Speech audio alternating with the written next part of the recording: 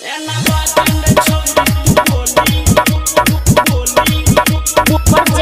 by Dharma Recording Studio. DJ Umesh, Sukhipur बाजार। नाचे नयल ही तू हमारा के जिला पकड़ के छौरी उखड़ दे बकीला।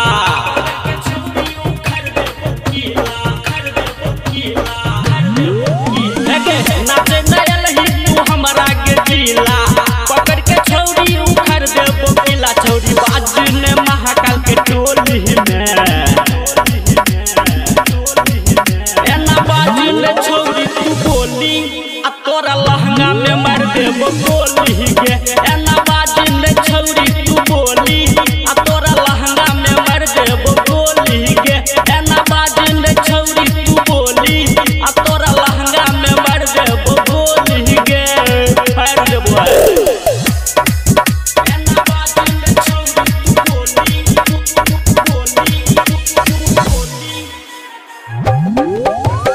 DJ Umesh,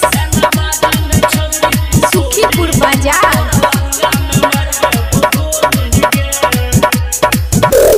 हिले छो तोहर कमरिया लागो ने केकरो नजरिया। अब बैठ के रहियन तू छौरी ने तो धर दो के छौरा पजरिया।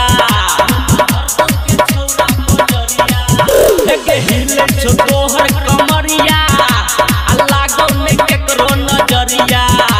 अब बैठ के रहियन तू छौरी ने तो धर दो के छौरा पजरिया। एलही बंगाल से माल तू टटका मारे छौरी तू कमर से झटका। छौरी फायर देबो तोहर चोली गे। एना बाजू ने छौरी तू बोली आ तोरा लहंगा में मार देबो गोली गे।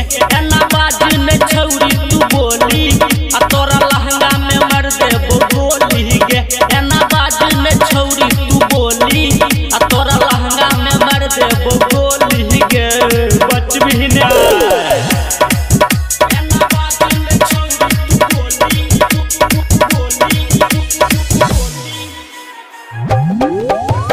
DJ Umesh, सुखीपुर बाजार।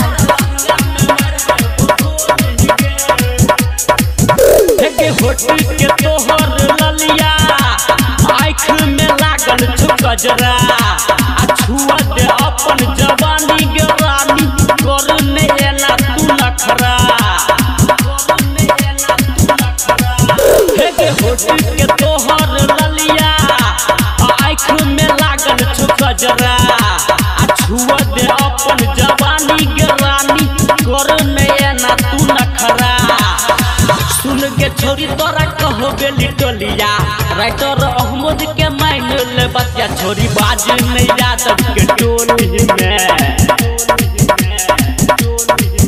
एना बाजू ने छौरी तू बोली आ तोरा लहंगा में मार देबो गोली गे।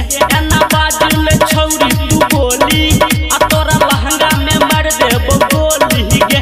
एना बाजू ने छौरी तू बोली आ तोरा लहंगा में मार देबो गोली गे। छौरी कनी ठीक से नाच।